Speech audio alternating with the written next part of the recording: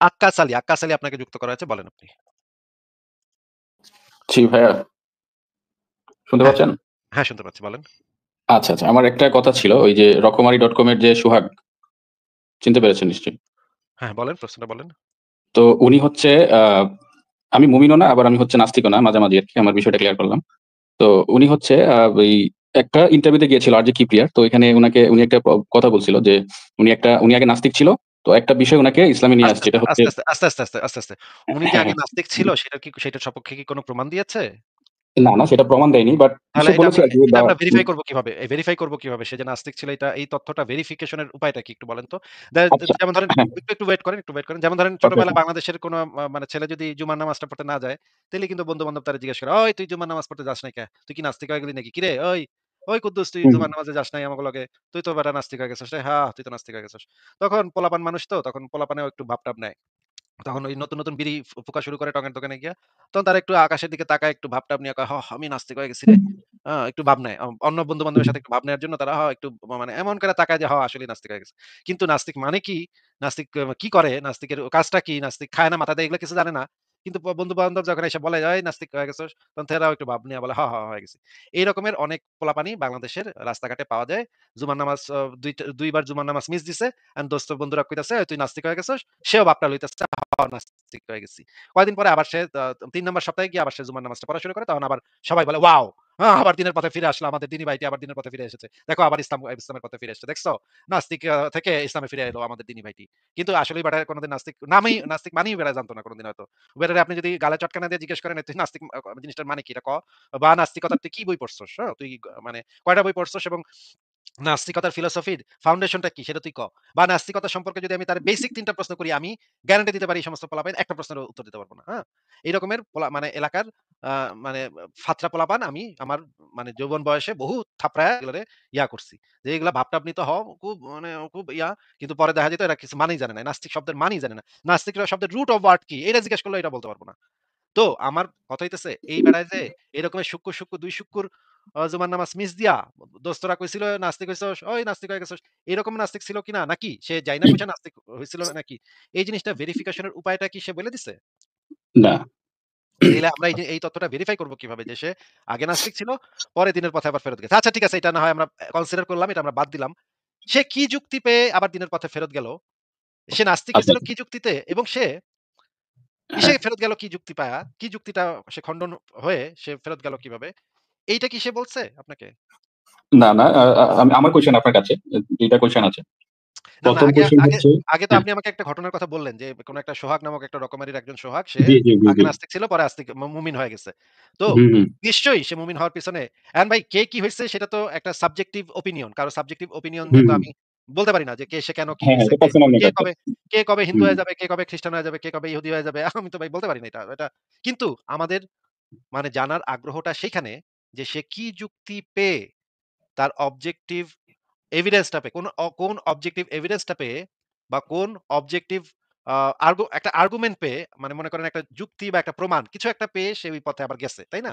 এই হ্যাঁ, হ্যাঁ, হ্যাঁ। আর্গুমেন্টটা সম্পর্কে আমাদের আগ্রহ জি, জি, যে জি, তার জি। সে যেটা আর্গুমেন্টটা কি বলেছে বা প্রমাণটা হ্যাঁ, কি এই রকমের হ্যাঁ। কিন্তু আমি তার ভিডিওটা ভাই দেখেছি। হ্যাঁ? আমি হুম, হুম, সেখানে হুম, কোন হুম, হুম। আর্গুমেন্টও পাই নাই। সেখানে কোন প্রমাণও পাই নাই। এমনকি সেখানে কোন দাবিও পাই নাই ইনফেক্ট। সে কোন কিছু দাবিও করে নাই। সে কিছু ওই যে আমরা মানে বাল্যকালে এলাকার হুম। পোলাপানদের একটু গল্প বলতাম। বারমুডা ট্রায়াঙ্গেল জানোস? বারমুডা ট্রায়াঙ্গেল কি? হেনে না এরকম হইতো। প্লেন গিয়া হারায় যেত। প্লেন গিয়া আর খুঁজে পাওয়া যেত না। বারমুডা ট্রায়াঙ্গেল এমনই একটা রহস্যময় বা এলাকার পোলাপানগুলো আবার এগুলা রহস্য-টহস্য এগুলো খুব পছন্দ করত তো। এগুলা খুব পড়েছি। ৩য় বিশ্বযুদ্ধ ও দাজ্জাল নামে একটা বই আছে। আমি অর্ধেকটা পড়েছিলাম। আরে অনেক ভাই, আরে ভাই খুব রোমাঞ্চ কাহিনী এগুলা। পোলাপানরে হ্যাঁ, হ্যাঁ, বললে হ্যাঁ। টঙের দোকানে বইসা পোলাপানরে বললে হুম। একদম পোলাপান এসে জমা হয়ে যেত সেখানে। আমিও গল্প পোলাপানকে শুনতে। এগুলা মানে বলতাম। গ্রামে গিয়ে সবাইকে বলতাম যে, "দেখ এরকম বিষয় কোরআন কিন্তু অনেক সায়েন্টিফিক। এই বারমুডা আরে ট্রায়াঙ্গেল এ হচ্ছে দাজ্জাল থাকে। আর জাপানের স্থিতি হচ্ছে ড্রাগন থাকে মানে শয়তান থাকে। তো ওরা এই আমাদের যে প্রযুক্তিগুলা এগুলা ১০০ বছর আগে হচ্ছে দাজ্জাল এগুলা তার বিশ্বে বা তার জায়গায় সেগুলা করতেছে এবং পৃথিবীতে সে ১০০ বছর পরে এটা সে করে আরকি। এবং ওই যে ইলুমিনাতি তারপর ফ্রিমেসন তারপর এই যে একটা চ্যানেল আছে একদম সিক্রেট রিভিল নামে একটা চ্যানেল আছে আমাদের ইউটিউবে। এই ঠিক মনে পড়তেছে না। উনি মনে হয় আপনার সাথে ডিবেটে আসছিল একবার। দেখুন, আপনার আমার সাথে নাকি খেয়াল আকাশ নেই ভাইয়ের সাথে? আমার খেয়াল নেই। কিন্তু মানে মূল বিষয় যেটা হচ্ছে সেটা হচ্ছে যে এই রকমের গ্রামের কিছু একটু মূর্খ-টূর্খ অশিক্ষিত বা একটু বোকা-শোকা ছেলেপেলে পাওয়া গেলে আমিও হুম, ছোটবেলা ভাই এই কাম করছি। আমি বহুবার এই কাম করছি। ভালো লাগে। কিছু বোকা-শোকা ব্যাককল টাইপের কিছু পোলাপান পেলে এরকম গল্প-টল্প মেরে দিছি। আর পোলাপান হা কইরা চায়া শুনছে। ওয়াও! আসিফ ভাই আপনি তো যেই গল্পটা কইলেন না ভাই, মানে সারা জীবন সে আমার মনে রাখবে। মনে করেন সে মৃত্যুর না, আগ পর্যন্ত তবে আমার বিষয়টা মনে হচ্ছে যে আমি ওই সময় একক তো নামাজ পড়তাম না কিন্তু পোলাপানকে ঠিকই এগুলা শুনাইতাম। মানে নামাজ হ্যাঁ, বা যেটা হচ্ছে ফরজ ওইটাই করতাম না। কিন্তু ওইগুলা শুনাইতাম যে কুরআন খুব সায়েন্টিফিক ব্যাপার-স্যাপার। হ্যাঁ, মানে আমার নিজেরই সন্দেহ হইতো যে ওদেরকে শুনাইয়া দেখি যে ওরা কি বলে। আমারে পাগল বলে নাকি ওরা বিষয়টা অ্যাকসেপ্ট করতেছে কিনা। এইজন্য জাস্ট আমি বলতাম আরকি যে দেখি ওরা কি বলে। দেখি যে না ওরা অ্যাকসেপ্ট করতেছে। দেন ভাবলাম যে আরো বলি সমস্যা কি? ভালোই তো লাগতেছে। আমরা অনেক কিছু হ্যাঁ মনে করতেছে। আমি এবং অনেক কিছু জানি। এবং অনেক সময় হুম, আমাদেরও এই ধরনের কাহিনী অনেকে বলত। আমরাও না একসেপ্ট হ্যাঁ, করতাম। কারণ না কাহিনীটা শুনতে না মজাই লাগতো। বুঝছেন? ভালো লাগতো। মানে আমরা বুঝতাম যে কাহিনী আসলে সত্য না। কিন্তু শুনতে তো মজাই লাগতেছে। মনে করেন আমাকে হুম, ছোটবেলা আমি মানে টিভিতে দেখছিলাম হনুমানের একটা মানে দেখাইতো। আমি যখন ছোট ছিলাম হনুমানের একটা শো দেখাইতো টিভিতে। দূরদর্শন হুম, চ্যানেলে হনুমানের শো। দেখে না খুব মজা লাগতো। মানে হারে পুরা হনুমান একটা বড় হয়ে যাচ্ছে, ছোট হয়ে যাচ্ছে। কি এক্সাইটিং কি মজা। আমি জানতাম যে আমার ধর্ম হইতেছে ইসলাম। তখন তো আমি মুসলিম হুম, ছিলাম। আমি জানতাম যে আমার ধর্ম তো ইসলাম। আমি এগুলা হনুমান-টনুমানে বিশ্বাস করি না। কিন্তু রাজা রাম যে তীর-তুর মারতাছে আর হনুমান যে পুং-পাং করতেছে এগুলা কিন্তু দেখতে তো হুম, মজাই লাগে। হ্যাঁ? দেখতাম বইসা দেখতাম। তার মানে যে সবকিছু আমি বিশ্বাস করছি তা না কিন্তু দেখতে মজা লাগতো। এখন এই টাইপের গল্পগুলা রোমাঞ্চকর এই টাইপের মানে যেগুলো রহস্য, এই রহস্যগুলা কিছু পোলাপান আছে, পোলাপানদের খুব মজা লাগে, খুব ভালো লাগে। তারা এগুলা থেকে আরো রহস্য বাইর করে। যত রহস্য তত মজা। যত রহস্য থাকবে, রহস্য এবং সেক্স এই ২ টা হচ্ছে পৃথিবীতে সবচাইতে আ মানে বিক্রয়যোগ্য জিনিস। রহস্য, সেক্স আর ধর্ম। এই ৩ টা হচ্ছে পৃথিবীতে সবচাইতে বিক্রয়যোগ্য জিনিস। যেটা আপনি মানে খুব মানে ভালোভাবে বেচতে পারবেন। মানে আপনি মার্কেটে আনলে এটা বিক্রি হবেই। এইটাতে কোনো হুম, মানে ছাড় নাই। সেক্স, ধর্ম এবং রহস্য। এই ৩ টা জিনিস যদি এবং ৩ টা যদি মিলাইতে পারেন একসাথে, তাহলে দেখবেন আরো কাটকাট। একেবারে কাটকাট ব্যবসা করতে পারবেন আপনি। এবং পৃথিবীর বড় সিনেমা ইন্ডাস্ট্রি গড়ে উঠছে এই রহস্য, সেক্স আর এই যে মানে ধর্ম। এই ৩ টার উপরে ভিত্তি করে এই সিনেমা ইন্ডাস্ট্রি গুলো গড়ে উঠছে।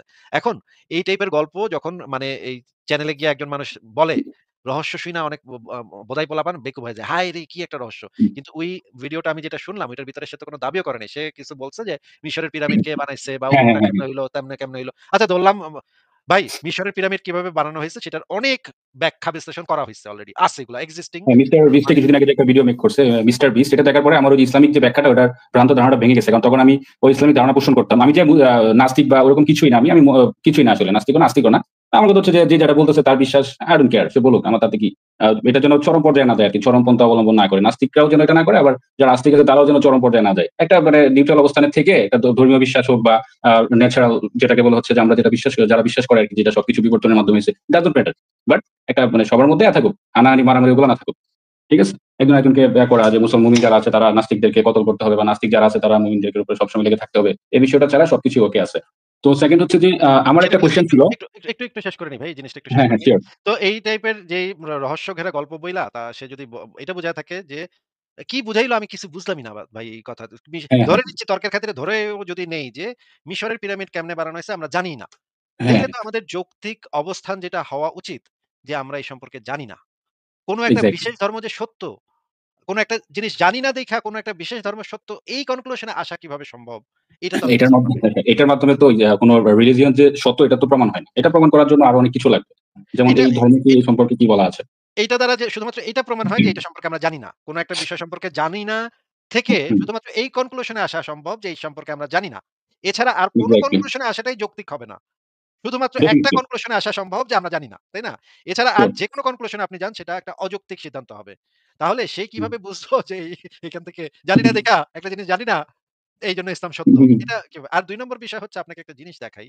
আমার একটা হুম। অনুদিত বই আছে, হ্যাঁ? সেটা আচ্ছা। মানে দেখেন মানে মজার ব্যাপার দেখেন। এই বইটা হচ্ছে আমার অনুদিত বই। আমি এটা খুবই মানে ঘটা করে প্রকাশ করছি। দেখেন এই যে প্রচ্ছদে আমার হ্যাঁ। নামটা দেখতে পাচ্ছেন আপনি? হুম, আসিফ হুম, মাহমুদ বুঝতে লেখা। পারছি। আর এখানে রতন উপরে সেন। দেখেন তো এই যে নামটা কি লেখা? এই অনুবাদকের নামটা কি লেখা ভাই দেখেন তো? শায়েখ ওয়াবা সুলাইমান গাইয়েজি এরকম কিছু একটা। আমার পড়তে মানে একটু প্রবলেম হচ্ছে। আরবিক আমার পারি না তো। অনুদিত বইটা তারা বিক্রি করতেছে এবং একটু পরে দেখুন এখানে পরে দেখার স্কোপও দিয়ে দিচ্ছে এবং টাকা বা বা বা মানে বিক্রি বাট্টা খুব একটা কম হয়নি। অনেকদিন এটা বন্ধ করে ভালোই হচ্ছে। রাখছিল তারা। কিন্তু ভাই অনুবাদকের নাম লিখছে শায়খ এই বেটা কে? আমি তো চিনলাম না। এই লোক ভদ্রলোক কে? শায়খ ওয়াহবা সুলাইমান গাও এজি এই বেটা কে? এটা তো আমি জানি না ভাই কে এটা কে?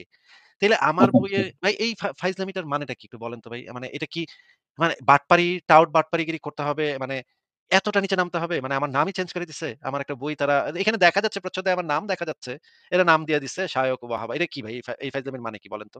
আমি যতটুকু জানি যে রাইটাররা হচ্ছে পায় মানে এটা থেকে আপনার প্রফিট বা শেয়ার করা হয়। সো আপনাকে কি এই বইয়ের সেল যেগুলো হচ্ছে ওখান থেকে কোনো প্রফিট শেয়ার করা হয় কিনা? জাস্ট এটা না, পার্সোনাল কোয়েশ্চেন।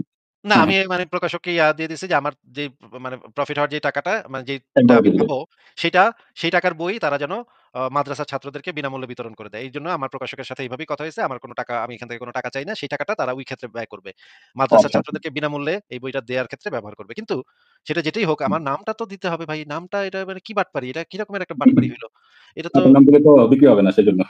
না, না বিক্রি হবে না। আমার নাম দিলে যেটা হবে সেটা হচ্ছে রকমারির বিরুদ্ধে মানে ধরেন মানে আন্দোলন-টান্দোলন শুরু হয়ে যাবে। না এজন্য মানে আমি নামটা সেটা বলা বলি যাবে নাই। না। মানে রকমারি.com তো অ্যাকচুয়ালি বেশিরভাগ হচ্ছে যারা ইসলামী মানে ইসলামপন্থী তারাই কিন্তু এটা ইউজ করে বা ব্রাউজিং করে।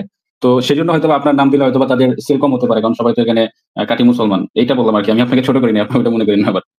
অনেকে আচ্ছা, আছে আপনার বই কিনবে যারা হচ্ছে ওই সংশয়.com বা এই টাইপের ওয়েবসাইট থেকে। বাট রকমারি ব্রাউজ করে বেশিরভাগ হচ্ছে যারা হচ্ছে খুব বেশি ইসলামিক প্র্যাকটিসিং মুসলমান তারাই মেক্সিমাম হচ্ছে রকমারি ইউজ করে। কারণ এখানে দেখলাম যে ইসলামিক বইয়ের খুব বেশি আরকি।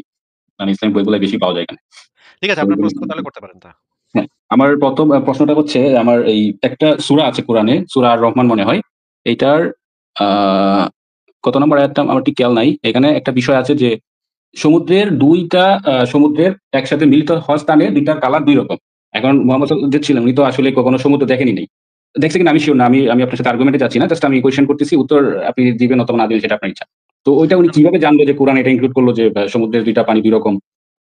মানে যেখানে ২ টা সমুদ্র একসাথে মিলিত হয়েছে যেমন হচ্ছে আটলান্টিক আর আমরা তো জানি যে এটা আসলে ২ রকম কালার ২ টা একসাথে মিলিত হয় না। এটা আসলে মানে উনি ১৩০০ বছর আগে কিভাবে জানলো? এই বিষয়টা একটু কনফিউজিং আরকি। আচ্ছা আমরা তাহলে সেই আয়াতটা আগে দেখি। তারপরে আয়াতটা হ্যাঁ, আ সম্পর্কে তাফসীর গ্রন্থগুলা আর্লি স্কলাররা কি বলেছেন সেটাও আমরা একটু হ্যাঁ, দেখি। সূরা তারপরে আর-রহমানের হ্যাঁ, ১৯ আমার থেকে কাছে ২০ জানি, নম্বর জানি। আয়াতগুলো। আমাকে হ্যাঁ, আমাকে বলতে হবে না ভাই এগুলা সব আমার সিওর, জানতে হবে। সিওর, ভাই এগুলো সিওর। আমাকে বলার আপনার প্রয়োজন নেই। আপনি জাস্ট জি, জি, জি। দেখেন তাফসীরগুলো বের করা আছে। আপনি দেখেন একটু হুম, যে আ কোরআনে যেটা বলা আছে ২ সমুদ্রের পানি কখনো মিশ্রিত হয় না। এই জিনিসটা বলা আছে। ২ টা কালার ভিন্ন এই ধরনের কোন কথা কোরআনে বলা নাই। আমি এখানে আপনাকে আয়াতগুলো বের করে দেখাবো। আপনি ধীরে, ধীরে দেখেন। হুম, আচ্ছা এই জিনিসটা আমি পরে দেখাবো। ১ম এ আমরা এই বিষয়ে ৩ টা আয়াত আছে। সূরা ফুরকানের ৫৩ নম্বর আয়াত, সূরা আর-রহমানের ১৯ এবং সূরা আর-রহমানের ২০। আমরা আয়াতগুলা পড়ি। আ ফুরকানের যে ৫৩ নম্বর আয়াত সেটা আগে পড়ি। তিনি সমুদ্রকে দুধারায় প্রবাহিত করেছেন। একটি সুপেয় সুস্বাদু, আরেকটি লবণাক্ত কটু। উভয়ের মাঝে টেনে দিয়েছেন এক আবরণ, এক অনতিক্রম্য বিভক্তি প্রাচীর। কথাটা কি দেখা যাচ্ছে ভাই? হ্যাঁ, হ্যাঁ, আমি দেখতে পাচ্ছি। এটা থেকে তো আপনি এমনিতেই তাফসীর ছাড়াও তো আপনি বুঝতে পারবেন যে এইটা একটা এই যে ২য় যে অনুবাদটা শায়েখ মুজিবুর রহমানের যে অনুবাদটা তিনি ২ সমুদ্রকে মিলিতভাবে প্রবাহিত করেছেন। একটি মিষ্টি সুপেয় এবং হুম, অপরটি লবণাক্ত খর। উভয়ের কটু। মাঝে রেখে দিয়েছেন এক অন্তরায়, এক অনতিক্রম্য ব্যবধান। মানে মিষ্টি পানি আর লবণাক্ত পানি আলাদা এবং তাদের মাঝখানে আছে একটা অনতিক্রম্য ব্যবধান বা দেয়াল যেটা একজন হুম, আরেকজনকে অতিক্রম করতে পারে না। মানে ২ টা আলাদাই থাকবে। ২ টা পাশাপাশি ফ্লো হবে কিন্তু ২ টা একটা একটার সাথে মিশবে না। এটাই তো কোরআনে বলা আছে, তাই না? হুম, হুম, আচ্ছা হুম, আমরা মানে আমি তাফসীরেও আরো ভালোভাবে বোঝার জন্য আমরা তাফসীরগুলো পড়ব। তাফসীরে কি লেখা আছে সেটাও আমরা দেখব। এবার আমরা সূরা আর-রহমানের ১৯ নম্বরটা পড়ি। ২ সমুদ্রকে তিনি প্রবাহিত করেন যারা পরস্পর মিলিত হয়। কিন্তু তা সত্ত্বেও উভয়ের মাঝে এক আড়াল যা তারা অতিক্রম করতে পারে না। কিন্তু তোদের মাঝে রয়েছে এক অন্তরাল যা তারা অতিক্রম করতে পারে না। এক আড়াল যা তারা অতিক্রম করতে পারে না। এক অন্তরাল যা তারা অতিক্রম করতে পারে না। মানে ২ টা আলাদাভাবেই পাশাপাশি চলতে থাকবে। একটা হচ্ছে সুমিষ্ট, একটা হচ্ছে লবণাক্ত। যেটা আগের আয়াতে আমি দেখালাম। এই যে দেখেন একটা সুপেয় সুস্বাদু আরেকটা লবণাক্ত কটু। মানে লবণাক্ত পানি এবং সুস্বাদু পানি ২ টা পাশাপাশি থাকবে। মাঝখানে একটা দেয়াল আছে। যে দেয়ালটা তারা অতিক্রম করতে পারবে না। এবার আমরা তাফসীর পড়ি। সবচাইতে বিখ্যাত তাফসীর গ্রন্থ হচ্ছে তাফসীর ইবনে কাসির ৮ম খন্ড ইসলামিক ফাউন্ডেশন। পৃষ্ঠা নাম্বার ২২৭ দেখতে সরি ২২৭ নম্বর পৃষ্ঠাটা আমরা পড়ি আল ফুরকান। আপনি কি একটু আমাদেরকে পড়ে শোনাবেন ভাই? কষ্ট জি, করে? সিওর। হ্যাঁ, পড়েন হ্যাঁ, তাহলে। আর তিনি উহাদের মাঝে অর্থাৎ লবণাক্ত ও সুমিষ্ট সাগর ও নদী যাত্রার মাঝে আবরণ ও মজবুত অন্তরায় সৃষ্টি করিয়াছেন, যেন একটির পানি অপরটির সহিত মিশ্রিত না হইতে পারে, যেমন অন্যত্র ঈর্ষাদ হইয়াছে। আল্লাহ তাআলা ২ টি সম্মিলিত সাগরকে প্রবাহিত করিয়াছেন, উহাদের মাঝে রহিয়াছে একটি প্রতিবন্ধক, যেন উহারা পরস্পরে তাহাদের স্বীয় সীমা অতিক্রম না করে। আচ্ছা। আচ্ছা, লাল কালিগুলা পড়তে থাকেন আপনি। আমি কে হ্যাঁ। দেখাচ্ছি। পড়েন। না কি সেই মহান সত্তা যিনি জমিনকে আবাসস্থল করিয়াছেন এবং উহার মাঝে নদী-নালা সৃষ্টি করিয়াছেন। উহার উপর পাহাড় ও প্রতিষ্ঠিত করিয়াছেন আর ২ সমুদ্রের মাঝে অন্তরায় সৃষ্টি করিয়াছেন। আচ্ছা ঠিক আছে। এরপরে আমরা আ মা মা তাফসীর ইবনে কাসিরের ওই যে ৫৮৮ নম্বর পৃষ্ঠা যেটা আর রহমানের মানে তাফসীর যেটা সেখানে আমরা দেখি সেখানে কি বলা আছে। ২ টার মানে তাফসীর দেখি। এখান থেকে একটু পড়েন। আ ইবনে আব্বাস রাদিয়াল্লাহু তাআলা আনহু বলেন, আয়াতে অর্থাৎ প্রবাহিত করিয়াছেন। এর ব্যাখ্যায় ইবনে জায়দ বলেন, আল্লাহ তাআলা দুই দরিয়ার মধ্যে অন্তরাল সৃষ্টি করিয়া একটি সহিত আরেকটির মিলিত হওয়ার পথ বন্ধ করিয়া দিয়েছেন। মানে বুঝতে পেরেছি। মানে একটি সহিত আরেকটির মিলিত হওয়ার পথ বন্ধ করিয়া দিয়েছেন। আচ্ছা। আ এখানে এটুকু পড়েন একটু। দুই সমুদ্র ধারা উদ্দেশ্য হইল মিঠা পানি সমুদ্র ও লবণাক্ত পানি সমুদ্র। এই দুই সমুদ্র পাশাপাশি প্রবহমান হওয়া সত্ত্বেও একটির লবণাক্ত পানি অপরটির মিঠা পানির সহিত মিশিয়া বা মিঠা পানি লবণাক্ত পানির সহিত মিশিয়া একটি অপরটির স্বাদ বিনষ্ট করিতে পারে না। দুইয়ের মধ্যে রহিয়াছে এমন একটি অন্তরাল, যাহা কেহই অতিক্রম করিতে পারে না। প্রত্যেককেই আপন আপন সীমানায় প্রবাহিত। আচ্ছা, তার মানে কোরআনের দাবিটা হচ্ছে যে এই ২ ধরনের পানি একই সাথে থাকে কিন্তু তারা আরেকটার সাথে মিশতে পারে না। হ্যাঁ, এটাই তো এই কোরআনে দাবি করা আছে। আমরা পরে দেখব যে এই দাবিটা কোরআনের এই দাবিটা সত্য কিনা। আপাতত আমরা কোরআনের দাবিটা ভালোভাবে বোঝার চেষ্টা করতেছি। আচ্ছা এইটুকু একটু পড়েন তাহলে। অর্থাৎ দুই দরিয়ার মাঝে আল্লাহ তাআলা এমন একটি অন্তরাল ও অনতিক্রম ব্যবধান সৃষ্টি করিয়াছেন, যাহার ফলে একটির পানি অপরটির পানির সহিত মিশিয়া কাহারও গুণাগুণ নষ্ট করিতে না পারে। দুই সমুদ্র ধারা আকাশ ও জমিনের দুই সমুদ্র নয়, বরং পৃথিবীর সুমিষ্ট ও লোনা পানিযুক্ত দুই পাশাপাশি প্রবহমান দুই সমুদ্র উদ্দেশ্য। আচ্ছা। আচ্ছা ঠিক আছে। আমরা হুম, মোটামুটি হুম। বললাম এবার তাফসীরের মাঝারি থেকেও আমরা পড়তে পারি। মোটামুটি একই কথাই বলা আছে। একই রকম আপনার আরকি। এত কিছু আর পড়ার দরকার নেই। আপনার যদি সময় থাকে তাহলে আপনি সংশয়.com এ ঢুকে পুরাটা পড়ে নিতে পারেন। জি, এখন আমরা আচ্ছা, তাহলে কতটুকু মনে মোটামুটি করছি। বুঝতে পারলাম কোরআনের দাবিটা হচ্ছে এরকম যে ২ সমুদ্রের পানি মানে হচ্ছে গিয়ে লবণাক্ত এবং মিঠা পানি একটা মিলিত আরেকটার সাথে হইতে মিশ্রিত পারবে। হতে পারে না। আচ্ছা আপনি কি যেকোনো একজন মানে বাংলাদেশের চিটাগাং বা মোহনা অঞ্চলে বসবাস করে এরকম যেকোনো একজনকে বা সুন্দরবন উপকূলবর্তী আচ্ছা সুন্দরবনটাকে কি বলা হয়? এটা কি আপনি বলতে পারবেন? ম্যানগ্রোভ ফরেস্ট বলা হয়, তাই না? মেন্টু করেছে। জি। পৃথিবীর সবচাইতে বড় আচ্ছা। ম্যানগ্রোভ ফরেস্ট হচ্ছে এই ম্যানগ্রোভ হুম, ফরেস্টের একটা বৈশিষ্ট্য আছে। সেই বৈশিষ্ট্যটা হচ্ছে এই সুন্দরী গাছটা যেভাবে হয় এইটার জন্য কিছুটা লবণাক্ত পানিরও দরকার আবার কিছুটা মিঠা পানিরও দরকার। ওইখানে এই গাছগুলা জন্মায় যেই গাছগুলা মিঠা পানিও পায় মাঝে, মাঝে আবার লবণাক্ত পানিও পায়। জোয়ার ভাটার হুম, সময় বিশেষ করে জোয়ারের সময় সমুদ্রের লবণাক্ত পানিটা মোহনার অনেক ভেতর পর্যন্ত চলে আসে এবং ভাটার সময় নদীর পানিটা সমুদ্রে গিয়ে মেশে। মানে হিমালয় পর্বত থেকে নদী আ হুম, প্রবাহিত হয়ে ওই বঙ্গোপসাগরে গিয়ে মেশে। প্রতি মানে বছর হাজার, হাজার লিটার পানি হিমালয় পর্বত থেকে গিয়ে ওই সমুদ্রে গিয়ে মিশতেছে এবং মিশে যাচ্ছে। লবণাক্ত হয়ে যাচ্ছে সেই পানি। কিন্তু যদি এরকম হইতো যে মিঠা পানি লবণাক্ত পানির সাথে মেশেই না, কোরআনের এই দাবিটা যদি সত্য হইতো, তাহলে তো বঙ্গোপসাগর এতদিনে মিঠা পানিতে পরিপূর্ণ হয়ে যাওয়ার কথা। কারণ সেই মিঠা পানিগুলা লবণাক্ত পানিগুলাকে প্রেশার দিয়ে সরায় দেওয়ার কথা। যদি না মিশতো তাহলে। নাকি ভাই কি বলেন? হুম, হুম। জি। এবং জোয়ারের সময় তো আমরা দেখতে পাই যে পানি মোহনা দিয়ে অনেক ভেতর পর্যন্ত চলে আসে। অনেক ভেতর পর্যন্ত পানি হালকা লবণাক্ত হয়ে যায়। এবং সেই হালকা লবণাক্ত পানি আবার আমাদের সুন্দরবনের জন্য অত্যন্ত জরুরি। সেখানে অনেকগুলা গাছ আছে যেগুলা সেই পানিতে খুব ভালো বাঁচে। হুম, সেই ধরনের পানিটা তাদের জন্য দরকার। ওই সুন্দরবনের গাছগুলা দেখবেন যে মাটির ভেতর থেকে ওদের যে শেকড়গুলা সেগুলা একটু উপরের দিকে উঠে থাকে। আমি এগুলা মানে হুম। অনেক বছর আগে এটা নিয়ে একটু পড়ালেখা করেছিলাম। আমি এই জিনিসগুলা জানি। তো আচ্ছা। লবণাক্ত পানি এবং মিঠা পানি তো মিশ্রিত হচ্ছে। এখানে ব্যবধানটা কোথায় ভাই তাহলে? হ্যাঁ, সেটাই। মানে ওই তার মানে আটলান্টিক মহাসাগরে তো আমরা গিয়ে দেখি নাই। অনেক ভিডিও ফুটেজ দেখেছি। বা সুন্দরবনে যাওয়ার অভিজ্ঞতা হয়েছে। বাট আটলান্টিক মহাসাগর বা যে প্রশান্ত মহাসাগর যে একসঙ্গে মিলিত হয়েছে যে বিষয়টা, ওই পয়েন্টে যারা গিয়েছে তারা অ্যাকচুয়ালি বলতে পারবে যে আসলে এটা আদৌ সত্য কিনা। আর আমার কথা হচ্ছে যে এই বিষয়টা তো মানে কোরআনে আছে। দ্যাট মিনস যারা হচ্ছে ইসলামিক স্কলার আছে বা যারা এটাকে শেয়ার করতেছে ইসলামিক কোরআনের সাথে রিলেট করে। হ্যাঁ, হ্যাঁ। কোরআনে কি এক্সাক্টলি কি আছে? কি দাবিটা আছে? আমি আপনাকে এক্সাক্টলি সেই জিনিসটা কোরআন এবং তাফসীর সবচাইতে প্রখ্যাত তাফসীর গ্রন্থ থেকে দেখাইছি। এখন যদি তারা হুম, উল্টাপাল্টা কিছু একটা দাবি করে সেটা তো কোরআন থেকে দেখাইতে হবে যে কোরআনে আসলে এইটা বোঝানো হয়েছে। সেটা তো কোরআন থেকে তারা দেখাইতে পারবে না। কোরআনে তো কোনো কালারের কথা বলা নাই যে এই এক পানি হবে এক কালার, আরেক পানি হবে আরেক কালার। এই ধরনের কথা কোরআনে বলা নেই। বরঞ্চ বলা আছে মিঠা পানি এবং লবণাক্ত পানি মিশ্রিত হবে না। এটা হুম, বলা আমি আছে। আগামী আমি যেটা বলতেছি যে আসলে অ্যাকচুয়ালি সেখানে কিন্তু এটাও বলা নাই যে ২ সমুদ্রের পানি হবে বা ২ মহাসমুদ্রের পানি একসাথে মিলিত হবে না। এরকম কিছু বলা নেই। কোরআনের বিষয়টার হ্যাঁ, সাথে এটা সাংঘর্ষিক না হয়তোবা কোরআনে এটা লিখা থাকতে পারে। বাট অ্যাকচুয়ালি মানে যারা হচ্ছে এটা শেয়ার করতেছে যে আটলান্টিক আর প্রশান্ত মহাসাগরের কালার ২ টা ২ রকম এটা কোরআনে আছে। এটা আসলে ভুল আরকি। যে এটা সেম না আরকি কথা ২ টাকে সেম না। এই কথা কোরআনের ২ টা সেম না। তাফসীর হ্যাঁ। আর এই যে বিশ্লেষণটা বা এই বিষয়টা সেম না, রিলেটেড ও না। এটা ২ টা ২ বিষয় আরকি। এটা আমি ২ টা ২ আগে বিষয় থেকেই মানে মোটামুটি কনফার্ম। হ্যাঁ। পৃথিবীর অনেক মানে দেশেই আজকে এরকম একটু একটা শিওর জিনিস হলাম আরকি। অনেক দেশেই এই ধরনের বাংলাদেশে এরকম নদী আছে যে নদীতে এক নদীর পানি এক কালারের, আবার আরেক নদীর পানি হ্যাঁ, আরেকটু হ্যাঁ। ভিন্ন কালারের। এরকম এটা আমি বাংলাদেশেও নিজের চোখে দেখেছি। এরকম বিষয় আমি নিজের চোখে দেখেছি। দেখার পরে আরো বেশি ওই যে বিস্ময়কর লাগলো যেরকম দেখছিলাম যে অনেকেই শেয়ার করছিল যে এরকম পানি ২ কালার হবে। এটা কোরআনে আছে। আসলে ওরকম সময় হয় না। তো জেনারেল লাইনে পড়াশোনা করছি কোরআনের আ বাংলা অর্থ বা আরবি তো পড়তেই পারি না। ওভাবে দেখারও সময় হয় না। যা দেখি সেটা একটু নিয়ে রিসার্চ করি সাথে গিয়ে নেটে দেখি তো আসলেই আছে কিনা। দেন ভাবি যে হয়তোবা থাকতে পারে। এগুলো তো আর আমরা বুঝবো না। বড় আলেম বা যারা আছে তারা আমার থেকে ভালো বুঝবে। যেমন আচ্ছা, অনেকেই তো আবার আছে যাদেরকে মোটামুটি আমরা যোগ্য মনে করি। যেমন মিজানুর রহমান আজহারী আছে।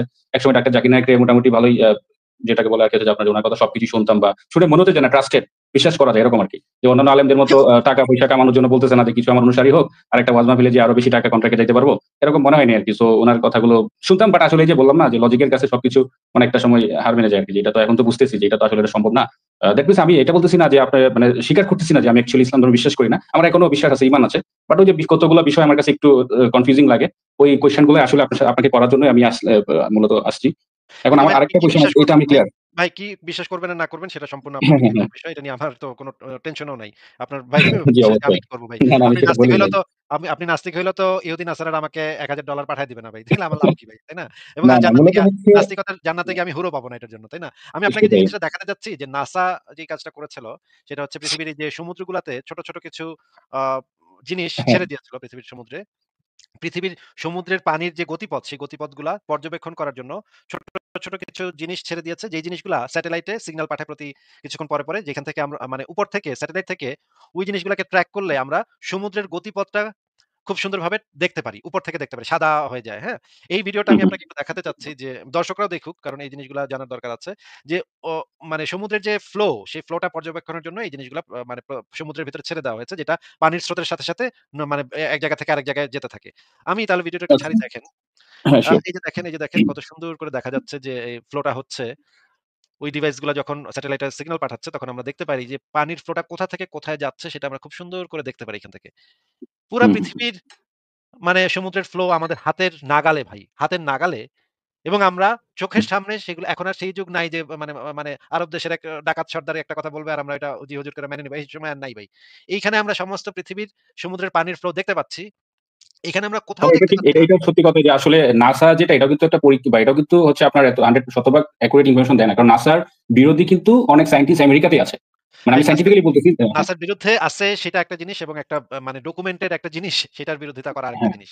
সেটা ২ টা ভিন্ন জিনিস। এটা মানে সেটা অবশ্যই। নাসা যখন আমাদের কাছে এই ইনফরমেশন গুলা ভ্যালিড ইয়া সহ দিবে বা পিয়ার রিভিউ করে একটা জিনিস দিবে তখন সেটা সম্পর্কে কোন সন্দেহের কোন অবকাশ আর থাকে না। আপনার যদি সেটাকে বাতিল করতে হয় আরেকটা পিয়ার রিভিউড জার্নাল আপনার লিখতে হবে। না, লিখা এই তারপর সন্দেহটা কবে থেকে শুরু হইছে নাসার প্রতি? এই যে চাঁদে যাওয়ার বিষয়টা যে একটা মানে ছিল আরকি। মানে রাশিয়ানরা ভাই বা অন্যান্য যারা সায়েন্টিস্ট এগুলো তারা তো বিশ্বাস করে যে এগুলো দুনফুন আমি আমি আমি আমি আমার কাছে একেবারে খুবই হাস্যকর। যাই হোক ওগুলা বাদ দেন। আমি আপনাকে যেটা সেম দেখাচ্ছি হচ্ছে সেটার দিকে আপনি ফ্ল্যাট একটু ওয়ার্ল্ড আর মনোযোগ দেন। রাউন্ড ওয়ার্ল্ড এর যে একটা বিতর্ক আছে ওইখানেও কিন্তু নাসা অনেকটা মানে বিতর্কিত আরকি। যে আসলে কি ওই যে ওইগুলা নিয়ে আমরা পরে রাউন্ড নাকি আলোচনা করব। ওগুলা নিয়ে আচ্ছা, যখন আচ্ছা, আচ্ছা। আলোচনা হবে আরেক সময় যখন যদি আলোচনা হয় তাহলে সেগুলো নিয়ে আমরা পরে আলোচনা করব। শিওর। কিন্তু এখানে আমরা একদম এক্সাক্টলি যে জিনিসটা স্যাটেলাইট থেকে দেখা যাচ্ছে সেই জিনিসটা আমরা দেখতে পাচ্ছি। এবং এইটা হুম, আমরা পৃথিবীর সমুদ্রপথে কোথাও এরকম কোনো অনতিক্রম্য ব্যবধান দেখতে পাচ্ছি না। এরকম কোনো এভিডেন্স আমাদের কাছে নাই। যে একটা জায়গা আছে যেখানে এই ফ্লোটা ২ ভাগে ভাগ হয়ে যাচ্ছে, একটা আরেক জায়গায় যেতে পারছে না। এরকম কোথাও এরকম কোনো জায়গাই নাই। তাহলে তো এই জিনিসটা কোরআনের যে দাবিটা, সেই কোরআনের দাবিটা সম্পূর্ণ এইটার সাথে, সাথেই কোরআনের দাবি সম্পূর্ণ বাতিল হয়ে যাচ্ছে। আর আপনি যে বললেন যে মিজানুর রহমান আজহারির ভিডিও আপনি দেখতেন বা দেখেন এখনো। জাকির নায়েক। মিজানুর রহমান জাকির নায়েক ঠিক আছে, মিজানুর হুম। রহমান আজহারি যে মানে চাঁদে আজান শুনে নীল আর্মস্ট্রং মুসলিম হয়েছে এই ভিডিওটা কি আপনি শুনেছিলেন ভাই? না, আমি আসলে মানে কি বলে দেখেছি, শুনেছি এগুলো আসলে আ মানে শুনে আমি যে আমল করি এরকম না। মানে আমার কাছে যেটা হচ্ছে যে ধরেন আমি কিভাবে সার্চ করে দেখি। লাইক আমার এটা নিয়ে কনফিউশন। আমি সার্চ করলাম আমার ট্রাস্টেড বা যাদেরকে আমার মনে হয় যে না উনার ভিডিওটা দেখলে আমি কোরআন হাদিসের রেফারেন্স পাবো। ওই ভিডিওটা আমি দেখি। এর বাইরে কত ভিডিও তো থাকে সেগুলো আমার দেখার প্রয়োজন মনে করি না। তো মিজানুর রহমান আজারি উনিও বিতর্কিত। আমি বিশ্বাস করি যে সবাই মোটামুটি বিতর্কিত। তো তারপরে না, না উনার কিছু বিতর্কিত বিষয় যেগুলো আমি হ্যাঁ। বিতর্কিত এটা আমি আসলে জানতে চাচ্ছি না বিতর্কিত কিনা। হুম, হুম। বিতর্কিত যেকোনো মানুষকে নিয়ে বিতর্ক করা যায়। আমিও তো অনেক বিতর্কিত ভাই। এখন কি হ্যাঁ, বলার আছে সেটাই। সেটা? সেটা তো কিছু বলার নেই। বিতর্কিত এটা আমার কোন পয়েন্ট না। আমার পয়েন্ট হচ্ছে যে আপনি কি ওই ভিডিওটা শুনেছেন কিনা? যে ভিডিওতে মিজানুর রহমান আজহারি দাবি করছেন নীল আর্মস্ট্রং চাঁদে গিয়ে আজান শুনছে। আজান শুনে আসার পরে পৃথিবীর মিশর না কোথায় গিয়ে তারা সে নাকি আবারও আজান শুনছে। শুইনা সে জিজ্ঞেস করতেছে, এটা কি? আমি তো চাঁদে এটা শুনেছি।" আচ্ছা আপনি যদি এটা শুনেও এখনো যদি আপনি শোনেন, আপনার মাথায় কি প্রশ্ন এটা জাগবে না যে চাঁদে তো বাতাসই নাই। তাইলে চাঁদে আজান শুনলো কেমনে বেড়ায়? এটা না, কেমনে সম্ভব? উনারা এটা বলবে যে অ্যাকচুয়ালি আল্লাহ চাইলে সবই সম্ভব। মানে আল্লাহ তাআলা চাইলে যেহেতু চাঁদ উনি সৃষ্টি করছেন ওখানে আল্লাহ চাইলে সেকেন্ডের মধ্যে বায়ুমণ্ডল আনা সম্ভব। আবার মানে সেকেন্ডের ম্যাজিক, মধ্যে বানানো সম্ভব। ম্যাজিক, ম্যাজিক হতে নাকি? পারে। কারণ এরকম অলৌকিক কিছু আমি আমি কখনো দেখিনি। তবে যারা হচ্ছে এরকম বলে তাদের হয়তোবা দেখেছে বা শুনেছে। সেটা আমি কিন্তু বলতে পারব না। পুরা জিনিসটাই তো একটা মানে ডাহা মিথ্যা কথা। নীল আর্মস্ট্রং কখনো মুসলিম হয় নাই, কখনো আজান শুনছে এরকম কোথাও কখনো বলে নাই। পুরা জিনিসটাই তো একটা বাটপারি। এখন এই টাইপের হতে বাটপারগুলো পারে। যে বাংলাদেশের হতে পারে না আমার কাছে, আমি তো আপনাকে দেখাবো সেই জিনিসগুলা যে সেটার যে বাটপারি, এটার তো এভিডেন্স আছে আমার কাছে। আমরা তো এগুলা জমা করে রাখছি ভাই। এগুলো তো আমরা এমনে নিশ্চয়ই। এত সহজে ছেড়ে দিব না। এই সমস্ত আচ্ছা, বাটপারগুলা আপনাকে আমি দেশের কিছু কোয়েশ্চেন এর জন্য আসলাম আরকি। গোল্ডেন একটু রেশিও শেষ করি, সম্পর্কে তো আপনি জানেন, একটু গোল্ডেন শেষ করি, রেশিও। একটু শেষ করি ভাই, একটু শেষ করি ভাই। হ্যাঁ, হ্যাঁ, সিউর। এই টাইপের বাটপার যে বাংলাদেশের অশিক্ষিত মূর্খ জনগোষ্ঠী, অন্ধবিশ্বাসী জনগোষ্ঠীর মাথায় কাঁঠাল ভেঙে পয়সা-পাতি উপার্জন করতেছে। মানে এবং মানে ধর্ম ব্যবসা যে করতেছে এরা, ধর্ম ব্যবসা করতেছে এরা। এইগুলার তো প্রতিবাদ করা উচিত এবং আপনি যদি একজন শিক্ষিত মানুষ হন, আপনি এমনকি যদি আপনি মুসলিমও হয়ে থাকেন, আপনার তো এটা একটা দায়িত্বের ভিতরে পড়ে যে এই ধরনের অন্ধবিশ্বাস, মিথ্যা হ্যাঁ, কথা, হ্যাঁ, এটা অলওয়েজ ধর্মের নামে বাটপারি করা, মানে প্রতারণা করা, এই জিনিসগুলোর প্রতিবাদ করা তো আপনার মুসলিম হিসেবেও আপনার একটা দায়িত্বের মধ্যে পড়ে। তো আপনি কি ভাই অবভিয়াসলি। মিজানুর রহমান আজহারীর বিরুদ্ধে কখনো বলেছেন যে বা এই ধরনের হুজুরদের বিরুদ্ধে কখনো বলেছেন? আসলে আমি কারো বিরুদ্ধে বলি না। একমাত্র হচ্ছে যারা মানে ডিরেক্ট সরাসরি অন্যায়ের সাথে আছে। যেমন ধরেন আওয়ামী লীগ কিছুদিন আগে গণহত্যা করেছে। আমি আপনাকে পলিটিক্যালি বলতেছি না, তো আমি বিষয়টা সরাসরি বিরোধিতা করেছি। বাট যেটা আমার কাছে মনে হয় যে এই বিষয়ে বলার মতো আমার অ্যাকচুয়ালি যোগ্যতা নেই। তো সেই বিষয়ে আমি আসলে বলতে চাই না। আমি বললাম যে আমি আসলে এই কুরআন, হাদিস বা ইসলাম নিয়ে এতটা রিসার্চ করার আ বলতে পারেন যে আমার নলেজ খুবই কম এই বিষয়ে। শুধু নামাজ, রোজা এগুলা পড়তে হয়। এগুলা জানি। এর বাইরে যে ইসলাম সম্পর্কে যে জ্ঞান মানে বলতে গেলে আমার একদমই কম আরকি। খুবই কম। আচ্ছা, এটাই হচ্ছে সমস্যা যে মানে যারা হচ্ছে মনে করেন একটু পড়ালেখা করেছেন বা বিদেশে থাকেন বা একটু ভালো চাকরি করেন, তারা আর কখনো এই জিনিসগুলা চ্যালেঞ্জ করেন না। এবং চ্যালেঞ্জ না করার হুম, হুম, কারণে হুম। তারা এই সুযোগটা পায় যে তারা বুঝে যে আমার সামনে যে হাজার, হাজার লক্ষ, লক্ষ দর্শক শ্রোতা আছে, এদের একমাত্র কাজ হচ্ছে গিয়ে, "জি হুজুর ঠিক বলছেন হুজুর, সুবহানাল্লাহ, মাশাআল্লাহ, ঠিক, ঠিক, ঠিক।" এই জিনিসটা বলা। যদি না, তারা ছোট সময় এই ধরনের ওয়াজ মাহফিলে গিয়ে আমরাও বলেছি যে, "হুজুর যা বলতেছে সবই ঠিক।" জি বলতে হয় জোরে, জোরে না বললে আবার বলে যে ঘুমায় গেছেন নাকি সবাই। সো এই আরকি।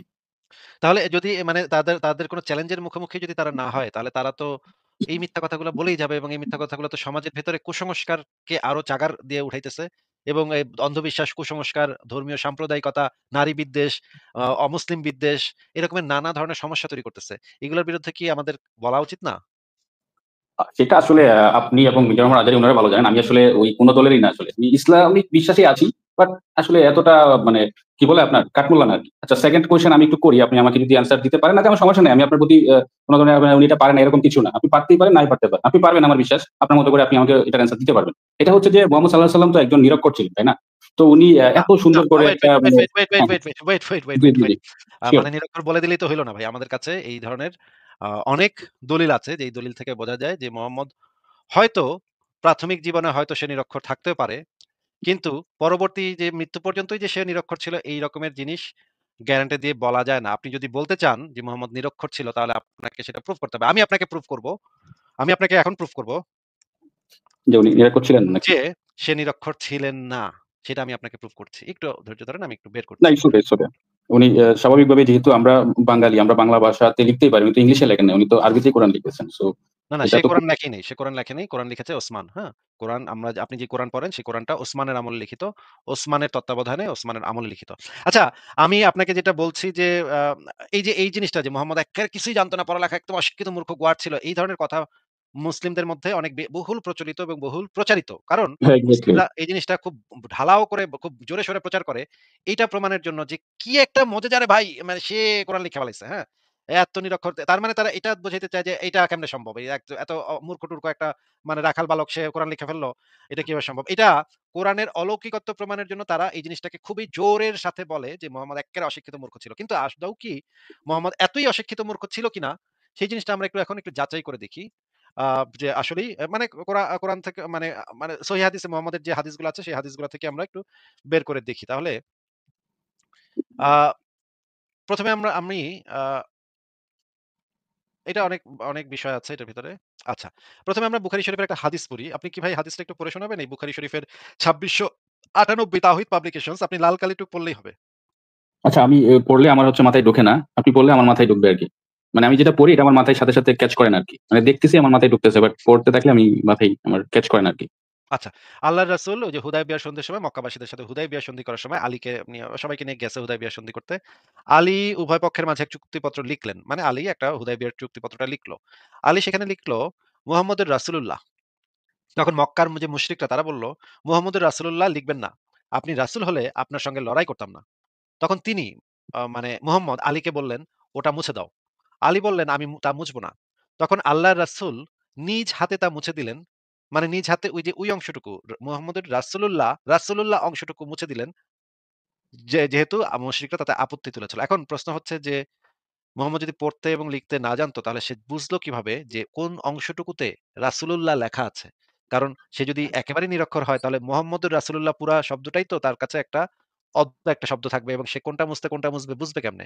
আচ্ছা ঠিক আছে এখান হুম। থেকে যদিও ভালোভাবে প্রমাণ না, না, হচ্ছে না। মানে এটাতে আমি একমত যে উনি নিরক্ষর ছিলেন না। ধরেন উনি ছিলেন, উনি লিখতে পারতেন, পড়তে পারতেন।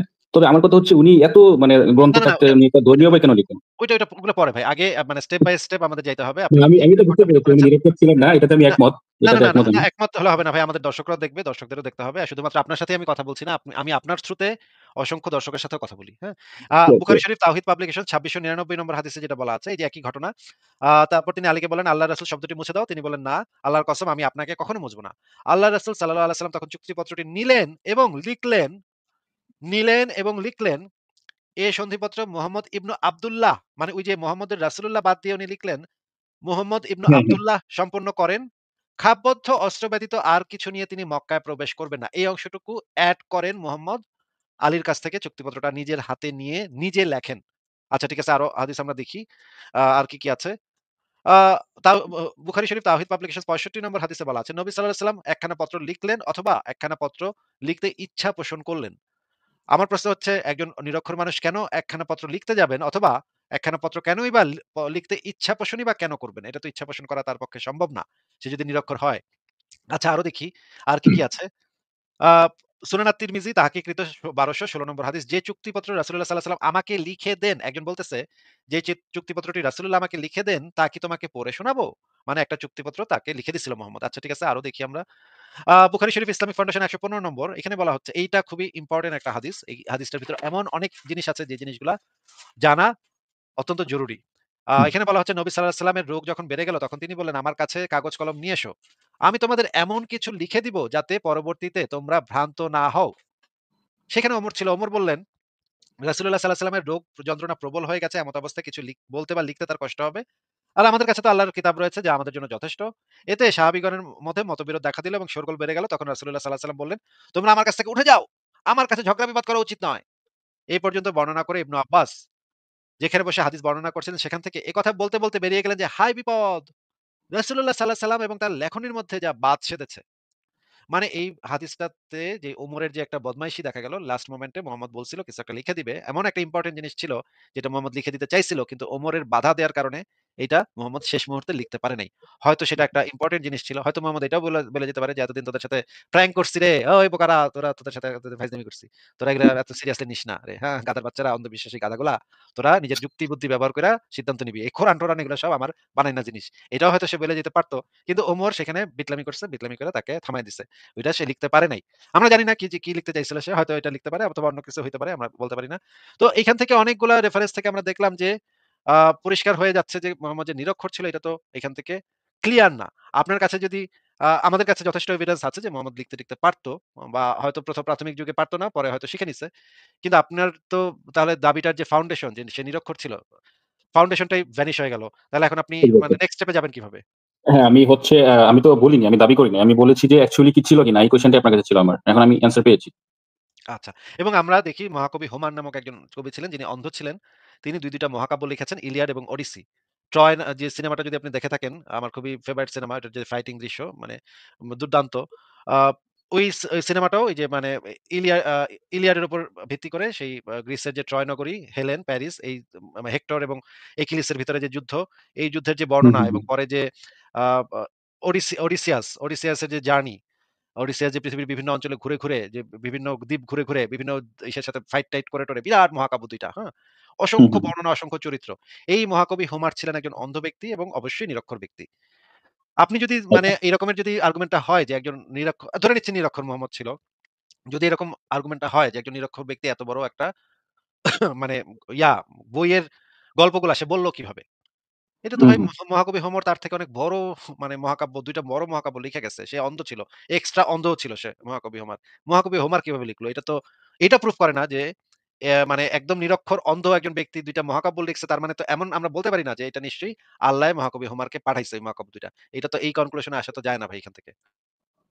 হ্যাঁ, আমি আপনার সাথে আর্গুমেন্টে যাইনি। আমি জাস্ট জিজ্ঞেস করেছি, আমি অ্যান্সার পেয়েছি। তো আমার একটা কোয়েশ্চেন ছিল যে, তখন তো ইহুদি ধর্ম ছিল মুহাম্মদ সাল্লাল্লাহু আলাইহি ওয়াসাল্লাম জন্মের সময়। তো উনি কি নাস্তিক ছিলেন? কারণ ইহুদি ধর্মে তো অনেক ভয়ভীতি ছিল যে ধর্ম বিশ্বাস না করলে তুমি জাহান্নামে যাবা। তো মুহাম্মদ সাল্লাল্লাহু আলাইহি ওয়াসাল্লাম কি উনি কি ইহুদি ধর্মে অবিশ্বাসী ছিলেন? মানে নাস্তিক থেকে তারপর কি উনি উনার মন গড়া ধর্ম প্রচার করেছেন? আর না হলে তো সম্ভব না। যেমন আপনারা যারা আছেন তারা তো আপনারা পরকালে বিশ্বাস করেন না। তো আপনাদের তো ভয় নেই যে আমার পরকালে তো কোনো শাস্তি হবে না। আমি ভন্ডামি মানে করতে পারি। তো মুহাম্মদ সাল্লাল্লাহু আলাইহি ওয়াসাল্লাম উনি কি আসলে ইহুদি ধর্মে বিশ্বাস ছিলেন না বা কোনো ধর্মে বিশ্বাস করতেন না? সেজন্য উনার কোনো পরকালের ভয় ছিল না বলেই উনি একটা নতুন ধর্ম তৈরি করছেন যাতে অ্যা উনাকে তো কোনো শাস্তি দেওয়া হবে না পরকালে। উনি একটা ইহুদি ধর্মের মধ্যে একটা নতুন ধর্ম সৃষ্টি করে ফেলেছেন। দ্যাট মিনস উনি তো একটা ধর্মের ইহুদি ধর্মের দৃষ্টিকোণ থেকে তো অনেক বড় পাপ করেছেন, তাই না? তো তার তো পরকালে শাস্তি হওয়ার কথা। তো এটা জেনেও তিনি এটা করেছেন। দ্যাট মিনস উনি কি নাস্তিক ছিলেন? ভাই সে মানে অনেক মানুষ আছে পৃথিবীতে যারা আস্তিক এবং নাস্তিক এই ২ বাইনারি ক্যাটেগরির ভিতরে না গিয়েও মাঝামাঝি কিছুটা এদিকে থাকে, কিছুটা এদিকে থাকে। অনেক মানুষ থাকে মাঝে আস্তিক আবার মাঝে একটু অবিশ্বাস চলে আসে। এরকমের প্রচুর আচ্ছা, মানুষ আপনাকে কি এই কোয়েশ্চেন কোনদিন কেউ করেছে? আমি যে কোয়েশ্চেনটা করলাম? হ্যাঁ, করেছে, করেছে। আচ্ছা, মানুষ আচ্ছা। বেশ কয়েকবারই করেছে। এই জিনিসটা আমরা ডেফিনিটলি বলতে পারি না যে মোহাম্মদ আসলে কি ছিল। এই জিনিসটা ডেফিনিটলি বলা আমাদের পক্ষে সম্ভব না। আমাদের কাছে সেই প্রপার এভিডেন্স নাই। প্রপার এভিডেন্স ছাড়া তো আমরা এই ধরনের একটা দাবি করে দিতে পারি না যে মোহাম্মদ নাস্তিক ছিল বা মোহাম্মদ বিশ্বাসী ছিল। কিছুই আমরা বলতে পারি হ্যাঁ, না। কিন্তু যেই এভিডেন্স গুলো আমাদের কাছে আছে সেগুলো থেকে মনে হয় মোহাম্মদের কিছু সাইকোলজিক্যাল প্রবলেম ছিল। যেমন একটা আপনাকে আচ্ছা, বলি, আচ্ছা। মোহাম্মদের উপর যখন ওহী নাজিল হইতো তখন মোহাম্মদ অজ্ঞান হয়ে যেত।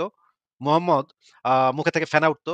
মোহাম্মদের একটু খিঁচুনির মতো হইতো এবং একটা হাদিসে আছে মোহাম্মদ উটের মতো শব্দ করত। ঘর, ঘর এরকম একটা শব্দ করত। হ্যাঁ? যখন তার আচ্ছা, কাছে আচ্ছা। ওহিটা নাযিল হইত। এইগুলা এপিলেপসির লক্ষণ। অনেকগুলা এপিলেপসির ক্যাটেগরি আছে যে এপিলেপসি হলে মানুষের এই ধরনের সিম্পটম গুলা দেখা যায়। যে এই যে উটের মতো শব্দ করা। একদম স্পেসিফিকলি এই উটের মতো শব্দ করা এটা নিয়েই একটা হাদিসের ভেতরে পরিষ্কারভাবে বলা আছে। মুহাম্মদের যখন এই ওহী নাজিলটা হইতো একজন আবার আইসা বলতেছে যে আমি দেখতে চাই যে মুহাম্মদের উপরে যখন ওহী নাজিল হয় তখন ঘটনাটা কি ঘটে দেখতে চাই। আচ্ছা আপনাকে আমি হাদিসটা বের করে দেখাই। মানে হাদিসটা খুবই ইন্টারেস্টিং। একজন আবার আইসা দেখতেছে যে মানে কেমনে ওহী নাজিল হয় তার আবার খুব আগ্রহ এটা দেখার। তখন সে আবার ঢুইকা দেখতেছে যে এইভাবে ওহিটা নাজিল হইলো। আচ্ছা। তাইলে আচ্ছা ঠিক আছে আমি দেখি।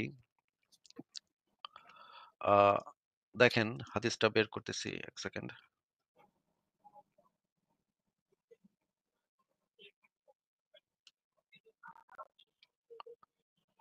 তবে উনাকে তো সবাই বিশ্বাস করত, আলামিন উপাধি দিয়েছিল। তাহলে উনি এত না বিশ্বাসী একটা এটাও লোক এত এটাও এটাও মিথ্যা কথা, এটাও মিথ্যা কথা। মোহাম্মদকে কি বলতো সেটা আপনি মানে আলোচনা করতে চাইলে আমি বের করে আপনাকে আচ্ছা, দেখাবো। আচ্ছা, সমস্যা নেই। হ্যাঁ। মোহাম্মদকে মোটামুটি বাটপার হিসেবেই জানতো। এটাও একটা প্রচলিত মিথ্যা কথা। যে মোহাম্মদকে আলামিন বলে ডাকতো এগুলো বাটপারি সব। আমিও ছোটবেলায় এগুলোই বিশ্বাস করতাম। কিন্তু পরে দেখলাম যে না এগুলো তো সব মিথ্যা মানে হুজুরে সব বানায় মিথ্যা কথা বলতেছে। মোহাম্মদের চরিত্রটাকে করার জন্য এগুলো বানাইছে তারা। আচ্ছা বুখারী শরীফ ইসলামিক ফাউন্ডেশন ১৬৭৪ নম্বর হাদিস।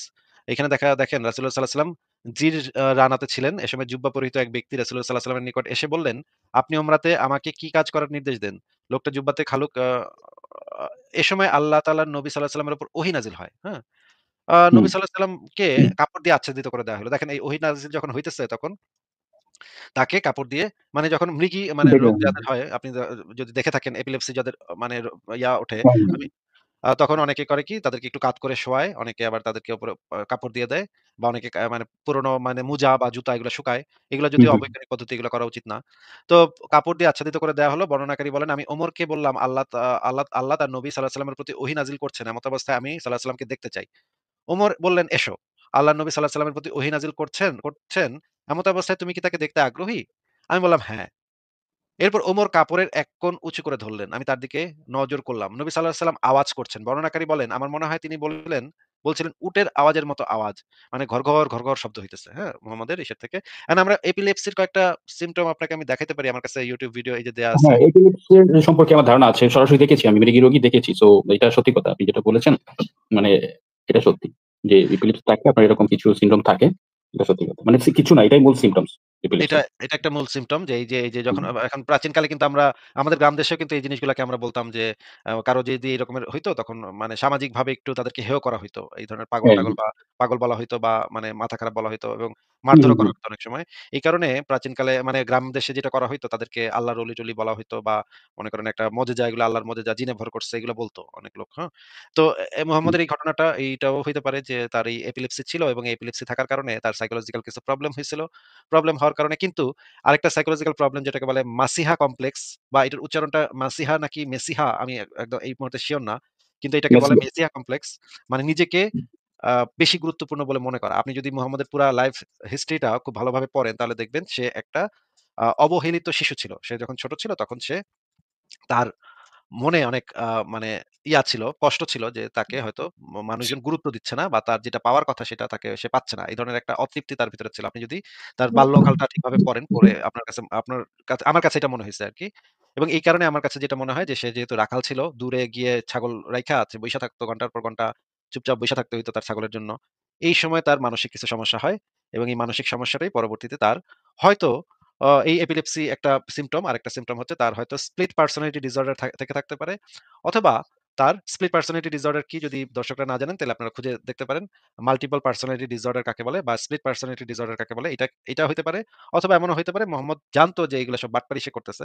তারপরে সে করত। কারণ তার কাছে এগুলা সে এনজয় করত এই জিনিসগুলাকে। যে এই খুনাখুনি মারামারি এগুলা সে এনজয় করত। এটাও হইতে পারে। আমি মানে সম্পূর্ণ নিশ্চয়তার সাথে কিছু বলতে পারব না। তবে এই ধরনের সম্ভাবনা দেখা যায় যে তার হয়তো এই মানে মানসিক কিছু সমস্যা ছিল অথবা সে হয়তো ইচ্ছা করে করত। আমি জানি না ভাই। এই বিষয়ে আমি কখনো মানে নিশ্চিত করে বলতে পারছি না। আচ্ছা, আমার আরেকটা কোয়েশ্চেন ছিল যে উনি তো যুদ্ধবন্দী নারীদেরকে দাসী হিসেবে নিয়ে আসতেন গনিমতের মাল হিসেবে। তো পরবর্তীতে উনি বিবাহ করতেন। তো এটা যে সুলতান সুলেমান বা পরবর্তীতে হচ্ছে ওগুলা তো পরবর্তীতে দেখেছি। পরবর্তীতে মানে যে যাদেরকে বিয়ে সবাইকে না, সবাইকে যে ২ বিয়ে ১ করতেন জনকে এমন না। করেছেন। হ্যাঁ। হ্যাঁ, তো উনারা তো চাইলে উনাকে বিষ পান করিয়ে বা যেভাবেই হোক উনাকে অনেক আগেই হত্যা করতে পারত। বিভিন্ন সিস্টেম করে। যেহেতু উনাদের সবাইকে মেরে ফেলেছে আমাদের না মুসলমানদের সেনারা বা তারা তো যুদ্ধে গিয়ে হচ্ছে যে কাফেরদেরকে মেরে তারপর কাফেরদের স্ত্রী এবং কি বলে মেয়েদেরকে নিয়ে এসে হচ্ছে দাসী হিসেবে ইউজ করত। তো তারা চাইলে তো যেকোনো ভাবে হচ্ছে সুযোগ খুঁজে বা যেভাবেই হোক আপনি জানেন যে এটা চাইলে সম্ভব করতে পারত। তখন তো এত কিছু ছিল না। আপডেট ছিল না। আপনি যে বলেছেন একটু আগে যে মোহাম্মদ সাল্লাল্লাহু আলাইহি ওয়াসাল্লাম মোহাম্মদ নাকি মানে মাটির পাত্রে খাটের নিচে করত। তাহলে এত যদি মানে একটা লোক সেকেলে থাকে তো তাহলে তো তার প্রতিরক্ষা ব্যবস্থা এত ভালো ছিল না। সেলফ ডিফেন্স যেটাকে বলে। তো উনাকে তো চাইলে হচ্ছে উনার দাসীরা মানে এটা আমার কোয়েশ্চেন লাইক আপনাকে আ বুঝতে পেরেছেন নিশ্চয়ই। যে আমি অ্যান্সার পেতেও পারি, নাও পেতে পারি। আমার কাছে হয়তো গ্রহণযোগ্য নাও হতে পারে। তো উনাকে কিন্তু কেন উনারা হত্যা এটা করেন? এটা তো মানে প্রাচীনকালে তো এরকমের অসংখ্য মানে যুদ্ধই ঘটেছে যে যখন এই পরিস্থিতিতে একটা মেয়ে যখন পড়ে তখন তার সাইকোলজিক্যাল অবস্থা কি হয়? এই জিনিসটা তো ওই যারা যুদ্ধে জেতে তারা তো এই জিনিসটা যাচাই করে দেখে যে এই মেয়েটার অবস্থাটা এই রকমের পর্যায়ে কিনা যে সে তার জন্য পরবর্তীতে বিপজ্জনক হয়ে উঠবে কিনা। বিপজ্জনক হইলে তাদেরকে সেইভাবে রাখে, সেইভাবে তাদের সাথে যৌন সঙ্গম তারা অবশ্যই করে, তাদের সাথেও করে। কিন্তু এই টাইপের মেয়েদের সাথে তারা এমনভাবে যেমন ধরেন বাংলাদেশের মুক্তিযুদ্ধে, হ্যাঁ? মুক্তিযুদ্ধের হুম, সময় আমরা এই যে মুক্তিযুদ্ধের যে দলিলপত্র পাওয়া গেছে সেখানে দেখা গেছে যে একটা রুমের ভিতরে অনেক মেয়েকে নগ্ন করে রাখা হইছে। কারণ কি? কারণ হচ্ছে ওই মেয়েরা জামাকাপড় খুলে নিজের গলায় ফাঁস দিয়ে আত্মহত্যা করার চেষ্টা করত। এই কারণে একদম মানে নগ্ন করে অনেকগুলা মেয়েকে একটা রুমের ভিতরে বন্দী করে রাখছে। প্রতিদিন গিয়ে একটা ২ টা মেয়েকে এভাবে বের করে লাইন ধরে একটা মেয়েকে ধরে এভাবে তারা একেকজন সেনা কর্মকর্তা বাকি সেনা কর্মকর্তা তাদেরকে রুমে নিয়ে যাইত। হ্যাঁ, এই এগুলা দেখেছি অনেক মুভিতে বা বিভিন্ন এখন ডকুমেন্টারিতে দেখা হয়েছে। এখন এই হুম, রকমের মানে তারা যে দাসী হিসেবে তাদেরকে করত বা আ এই ধরনের ঘটনা যে ইতিহাসে যেই সমস্ত জায়গাতে ঘটতো, তারা তো এই জিনিসটা বুঝে শুনেই করত যে কোন মেয়েটা তাদের জন্য বিপজ্জনক, তাকে কিভাবে রাখতে হবে, কোন পদ্ধতিতে রাখতে হবে সেই প্রোটেকশন ওগুলা তারা নিয়েই তো তারা করত নিশ্চয়ই। নাহলে তো তারা সেটা অবশ্যই। হয়তো তারা মানে এমনও হইতে পারে যে এই যে দাসীদের যে আওরা, এখানে হুম, এই হুম, বিষয়টা জানা খুবই ইম্পোর্টেন্ট যে ইসলামে দাসীদের আওরা হচ্ছে নাভি থেকে হাঁটু পর্যন্ত। এটা কি আপনি জানেন ভাই? যে ইসলামে দাসীদের হুম, হুম। কতটুকু পর্দা করতে হবে? না, এটা আমার জানা নেই। ইসলামে দাসীদের পর্দা করতে হবে নাভি থেকে হাঁটু পর্যন্ত। মানে আপনি কি আমার কথা আচ্ছা। বুঝতে পারছেন যে ইসলামের মানে দাসীদের উপরে লাগবে না। নাভির নিচ থেকে হাঁটু পর্যন্ত হবে। এর উপরে লাগবে না। উপরে যদি কেউ করে তাহলে হযরত ওমর তাদের রাস্তাঘাটে পিটাইতেন যে, "তুমি আচ্ছা। অতিরিক্ত পর্দা কেন করছো? তুমি দাসী হয়ে তুমি অতিরিক্ত কাপড়-চোপড় কেন পরছো?" এটা করে পিটাইতেন। হযরত ওমরের এই নাভির কাহিনী উপরে কি তাহলে উলঙ্গ থাকতো নাকি কোন কিছু থাকতো যেটা হচ্ছে আপনার মানে আপনার নাভির উপরে বক্তব্যটা কি? নাভির উপরে হালকা কাপড়-চোপড় থাকতো যেটা থেকে আপনি বুঝতে পারবেন যে ভিতরে কি আছে আচ্ছা, এবং আচ্ছা, আচ্ছা। মানে অবয়ব দেখা চুল যাচ্ছে। দিয়ে চুল দিয়ে চুলটা সামনের দিকে এনে ঢেকে রাখা হইতো। এই হাদিসের ভিতরে এই জিনিসগুলাও আছে যে আব্দুল্লাহ ইবনে ওমরের মাহফিলে একটা দাসী এসছে। দাসীর ২ চুলগুলা তার এ স্তনবৃন্তে ধাক্কা খাচ্ছে। হাদিসের ভিতর পরিষ্কারভাবে বলা এভাবে, হ্যাঁ? যাই হোক ওগুলা আমি আপনাকে প্রাসঙ্গিকভাবে বললাম যে এই কারণে যে হ্যাঁ। মেয়েদেরকে তো সেই সময় দাসীদেরকে তো এই অবস্থাতে রাখা হইতো। তো মানে অনেক দাসীদের কঠোরভাবে রাখা হতো যেটা আমরা দেখেছি অনেক মুভি সিরিজ যেমন 'সুলতান সুলেমান' ওখানে দেখেছি যে ওদেরকে যেভাবে রাখা হতো ওখান থেকে এরকম কিছু করার অবকাশ বা সুযোগ ছিল না। সুযোগ এটাই কতটুকু আরকি। ছিল এই জিনিসটা তো আর বলতে পারব না ভাই যে ওই সময় হুম, হুম। মেয়েদের সুযোগ ছিল কিনা এটা তো বলতে পারব না। তবে একটা মহিলা একটা কাম করে গেছিল। একজন ইহুদি আচ্ছা। মহিলা যে খায়বার আক্রমণের পরে একজন ইহুদি মহিলা যার পুরা পরিবারকে মোহাম্মদ মানে জবাই করছে, সেই মহিলা মোহাম্মদকে দাওয়াত দিয়ে খাওয়াইছিল। এটা কি আপনি জানেন ভাই আচ্ছা, আচ্ছা। ঘটনা? হ্যাঁ, আপনি ঐদিন বলেছিলেন ভিডিওতে উনি বিষ মিশানো গোশত খাওয়ানোর পরেই আ মুহাম্মদ সাঃ উনি অসুস্থ হয়ে পড়ার অনেকদিন পরে উনি মারা গিয়েছিলেন। একদম এটাই দিছে। মেবি, তাই না? দিছে একদম, হ্যাঁ। দিছে একদম। সে একদম মানে একদম রস বের করে দিছে। নবীর রস সব বের করে দিছে। ওই এক মহিলা এরকম ১ জন ২ এটা জন কি তো কোন বলে হাদিসে দিছে আছে? ভাই। আপনি রেফারেন্স দেখাতে পারবেন যে উনি এই বিষ মিশানো বা বিষে মিশ্রিত হচ্ছে মাংস বা গোশত খেয়ে উনি যে হ্যাঁ, মারা গিয়েছেন। এটার কোন অবশ্যই প্রমাণ দেখাতে কি পারবো। আছে? অবশ্যই দেখাতে পারবো। ভাই আমার লাইভে আপনি মানে এরকম কিছু কি দেখাতে পারবেন যে আমি কখনো কিছু বলছি অথচ না, সেটার না, আমি সেটাই বলতেছি রেফারেন্স যে আপনি রেফারেন্স ছাড়া রেফারেন্স তো কোন কিছু বলেন না। আমি সেটা জানি। সেজন্যই একদম আপনি জিজ্ঞেস স্পষ্টভাবে করা। আছে। আপনি যদি দেখতে চান তাহলে আমি বের করে দেখাতে পারি। কিন্তু আপনার সাথে অনেকক্ষণ কথা বললাম। অন্য হ্যাঁ, হ্যাঁ, হ্যাঁ, দর্শকরা একটু সিউর। বিরক্ত হয়ে গেছে। আচ্ছা, আপনি আমার যদি লাস্ট এই কোয়েশ্চেন ভাই, আমার লাস্ট কোয়েশ্চেন আর এটা কোয়েশ্চেন যদি ৫ আজকে মিনিট না হয়ে করেন, যাবে। ভাই আজকে যদি আর কোয়েশ্চেন না করেন তাহলে একটা খুব কোয়েশ্চেন ভালো ভাই, হয়। আপনি একটা কোয়েশ্চেন। আরেকদিন আসেন। আরেকদিন কথা বলি। আক্কাস আলী ভাই আরেকদিন আসেন, আরেকদিন কথা বলি। হ্যালো, আক্কাস আলী ভাই কথা শুনতে পাচ্ছেন? হ্যালো। না হ্যাঁ, আক্কাস আলী ভাই আবার শোনা যাচ্ছে। এখন আপনার কথা জি, শোনা আমি যাচ্ছে। বলেন। লাস্ট কোয়েশ্চেন হচ্ছে যে আমরা কিভাবে হলাম? আমরা তো এককোষী প্রাণী থেকে আমাদের ভেতরে হাড়, ফুসফুস মানে এত কিছু কিভাবে হলো? মানে একটা হাতের যে আঙ্গুলে যে নখ লাগবে, মানে নখ ছাড়া যে আঙ্গুলে যে প্রত্যেকটা আঙ্গুলে যে ভাঁজ লাগবে, যে আঙ্গুলটা ভাঁজ করার জন্য যেরকম একটা ভাঁজ লাগবে এখানে, কাটা থাকবে হাড়গুলা, মানে থাকবে আরকি। হ্যাঁ, আচ্ছা আমি জয়েন্ট গুলা উত্তর দিয়ে যেরকম দিচ্ছি। থাকবে। এটা উত্তর কিভাবে দিয়ে হলো দিচ্ছি। আসলে? মানে সবই উত্তর দিয়ে বুঝলাম যে দিচ্ছি ভাই। সৃষ্টিকর্তা আল্লাহ বাদ দিলাম। ঈশ্বর, ভাই ভগবান উত্তর কেউই দিয়ে নাই। দিচ্ছি তাহলে ভাই। আমরা কিভাবে হলো? ভাই উত্তর দিয়ে জি, দিচ্ছি জি। ভাই। উত্তর আমি দিয়ে কোরআন দিচ্ছি। হাদিস নিয়ে ব্যাখ্যা করছি না। কারণ কোরআন হাদিস তো আমি মানলাম, আমি বিশ্বাস করি না। বাদ দিলাম। আমি যেকোনো একটা ধর্মে যেতে চাই। তাহলে কিভাবে আসলাম আমরা? এত কিছু কিভাবে হলো? এটাই জাস্ট আমার কোয়েশ্চেন। এগুলা ভাই বুঙ্গা করছে। বুঙ্গা নামক একটা মানে সত্তা আছে সে করেছে। এবং এই বুঙ্গা সত্তাটা বলেছে যে আমাকে আসিফ মহিউদ্দিনকে আপনার যে টাকা পয়সাগুলো আছে সেগুলোর 50% আসিফ মহিউদ্দিনকে পাঠাতে হবে। না ভাই, আপনার এই কোয়েশ্চেনটা কিন্তু অনেক একটা মানে সবারই কোয়েশ্চেন এটা। যে আপনি কিভাবে বলেন আসলে? এটা কিভাবে ভাই সম্ভব? যদি যে আপনাকে এককোষী প্রাণী থেকে? কিছুক্ষণ আগে আমি বলেছি যে কোন কিছু সম্পর্কে যদি আমাদের অজানা থাকে সেখান থেকে হ্যাঁ, আমাদের শুধুমাত্র একটা কনক্লুশন এ যাওয়া সম্ভব। সেটা হচ্ছে ভাই এই বিষয় সম্পর্কে আমি জানি না। আচ্ছা, আচ্ছা। এই দ্যাট মিনস জায়গা আপনি এই থেকে বিষয়ে আপনি জানেন না। না দ্যাট মিনস আমি আপনি এই জানি না বিষয়ে এটা জানেন আমি না। বলিনি। আমি জানি না আপনাকে সেটা আমি বলিনি। আমি বলেছি যে যদি আচ্ছা, আমি না জানি কোন আচ্ছা, বিষয় তাহলে সবাই কেন কুকুর হলো না? সবাই কেন বিড়াল হলো না? কেউ এককোষী প্রাণী থেকে মানুষ হলো, কেউ এককোষী প্রাণী থেকে মুরগি হলো, কেউ এককোষী প্রাণী থেকে হচ্ছে ছাগল হলো। কেন হলো? সবাই তো একটা হওয়ার কথা ছিল। কারণ সবাই তো এককোষী প্রাণী ছিল একটা সময়। আচ্ছা আপনাকে কে বলেছে যে সবার একটা হওয়ার কথা ছিল? হ্যাঁ, এটা মানে আচ্ছা, এটা আপনি কিভাবে পাইলেন যে সবার একটা হওয়ারই কথা ছিল? শুধুমাত্র না, না, একটা এটা অলৌকিক আপনি জানেন সত্তার যে আমরা ভাই সবাই বিবর্তনের পরে একটা টাইমে এসে যখন জীবন কথার মাঝখানে যদি সৃষ্টি আপনি হয়েছিল তখন ভাই হচ্ছে কথার সবাই মাঝখানে এককোষী প্রাণী ছিল। ভাই কথার মাঝখানে যদি আপনি কথা বলে যান তাহলে কেমনে না, হবে? না, সরি, জি বলেন, আমি ইন্টারাপ্ট করার জন্য সরি। আপনাকে তো এটা দেখাইতে হবে যে সবার একটা প্রাণী হওয়ার কথা ছিল। কিন্তু একটা অলৌকিক একটা মজেজা ঘটে গেল সেই মজেজার কারণে যে সবাই এক না হয়ে আলাদা হয়ে গেল। এই না, আমি একটা কথা মজেজাটা বলি। একটু কথাটা শুনে নেন। বিবর্তনবাদ কিন্তু একটা একটু কথাটা বিতর্কিত শুনে নেন। মতবাদ। হ্যাঁ, হ্যাঁ। ভাই বিতর্কিত তো আপনিও বিতর্কিত। আপনার কথাবার্তা তো সবকিছুই তো বিতর্কিত। না, বিতর্ক না, আমি সেটা করার বলিনি। তো আমি ভাই তো বললাম, আমি তো বিতর্কিত হতেই পারি। আপনাকে বাট যে আপনি এই নাস্তিকতার যে ধরনের আদি উদ্ভট মূল, কথা নাস্তিকতার ভাই আদি মূল এই হচ্ছে ধরনের বিবর্তনবাদ। ভাই তো না বিবর্তনবাদ বিষয়টাই বিতর্কিত। বিবর্তনবাদের আগে নাস্তিক ছিল না। মানে এপিকুরাস এর নাম শোনেন নাই আপনি জীবনে। না, না, ৪ আমি ভাগ সেটা বলিনি ছিল, বাট তাদের তেমন কোন প্রুফ ভাই ছিল না এগুলা যে এখন পৃথিবী এখন কিভাবে ভাই হলো, বিগ ব্যাং এর মাধ্যমে এককোষী প্রাণী থেকে, এগুলো তো কেউ জানতো না। আকাশ ভাই এখন একদম চুনা হাগা লেভেলের আলোচনা হয়ে যাচ্ছে। একদম আপনি একদম এতক্ষণ ভালো কথা বলছিলেন। এখন আপনার আলোচনার মানে না, না, কথাবার্তা আপনার লাস্ট একদম কোয়েশ্চেন এর অ্যান্সার আমি একদম পাই নাই চুনা সেজন্য। একদম চুনা হাগা লেভেলে চলে গেছেন আপনি। হ্যাঁ? না, একদম সরি, চুনা হাগা লেভেলে। সরি। এটা আমি আসলে দুঃখজনক। ওভাবে বলতে চাই নাই। আমি জাস্ট আসলে আপনাকে জিজ্ঞেসই করেছি। না এটা একেবারেই দুঃখজনক যে আপনি বিবর্তন তত্ত্ব হচ্ছে থিওরি কাকে বলে? বিবর্তন তত্ত্ব হ্যাঁ, আমি হচ্ছে জানি। একই একটা সাথে একটা থিওরি। থিওরি এবং একটা ফ্যাক্ট। একই ইয়েস। সাথে একটা থিওরি এবং আমি একটা ফ্যাক্ট। দর্শনের ছাত্র। আমি ফিলোসফির ছাত্র। আমি এগুলো পড়তে মানে ৪ বছর শুধু এগুলাই পড়ছি। তাহলে আপনি বলছেন যে বিবর্তন তো মানে অদ্ভুত। আর আচ্ছা ঠিক আছে। আপনাকে তো এটা দেখাইতে হবে যে আমাদের একই প্রাণী হওয়ার কথা ছিল। কিন্তু এমন একটা টাইম ছিল বা এমন একটা ইনসিডেন্ট ছিল যেটার কারণে আমরা আলাদা হয়ে গেছি সেটা আমাদের তো ক্যাম্ব্রিয়ান আলাদা প্রাণী হওয়ার কথাও ছিল না। আমরা তো এককোষী প্রাণী ছিলাম সবাই। বানর, আচ্ছা কুকুর, মানুষ সবাই এককোষী প্রাণী ছিলাম। ক্যাম্ব্রিয়ান এক্সপ্লোশন কাকে বলে সেটা কি একটু জানেন আপনি? সেটা বলতে পারবেন? হ্যাঁ। কি কি বলেন? বললেন বুঝতে পারিনি। Cambrian explosion. না, না, আমি এই বিষয়ে জানি না। আচ্ছা আপনি তাহলে এটা একটু পড়েন। আর বিবর্তন তত্ত্বের কি বই পড়েছেন আপনি একটু যদি বলতেন? বিবর্তন সম্পর্কে হচ্ছে যে আমি বই পড়িনি। আমি আসলে বই পড়ার অভ্যাস নাই আমার। তাহলে আমি আপনি বিভিন্ন দয়া নেট করে থেকে রিসার্চ দয়া করি করে আরকি বিভিন্ন ভিডিও না দেখে হ্যাঁ, আকাশ আলী ভাই ভিডিও না প্যারাগ্রাফ দেখে দেখে বা কিছু বই পড়েন, হ্যাঁ? কিছু বই পড়েন। একটা বইয়ের নাম আমি বলে দিচ্ছি। সেটা হচ্ছে সবচাইতে বিখ্যাত বই 'the origin of species' Charles ডারউইনের। ২ নম্বর বই হচ্ছে 'সেলফিশ জিন'।